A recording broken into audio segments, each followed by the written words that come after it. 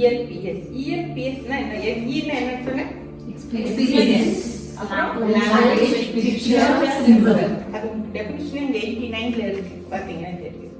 All learning takes place only through ELPS. Experience னா என்ன? Here we have the physical aspect, taking care, touching and playing. இப்போ ஒரு டாக பத்தி குழந்தைக்கு நம்ம ஃபர்ஸ்ட் கத்து தரும்போது அவனுடைய எக்ஸ்பீரியன்ஸ் என்ன பண்ணுவான்? டச் பண்ணுவான், ஃபீல் பண்ணுவான்.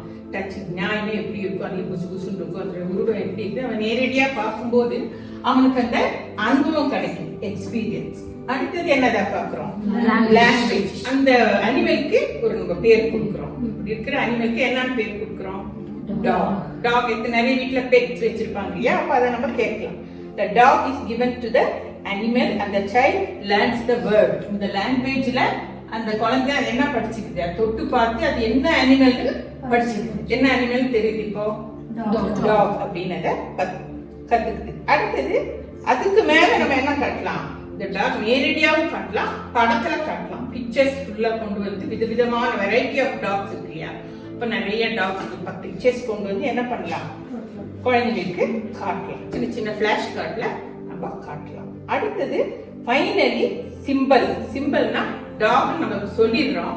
அந்த டாகை எப்படி ப்ரொனவுன்ஸ் பண்றது? அப்ப அந்த டாக்கு என்னது எழுத்து ஸ்பெல்லிங் கத்து கொடுத்துறோம். DOG.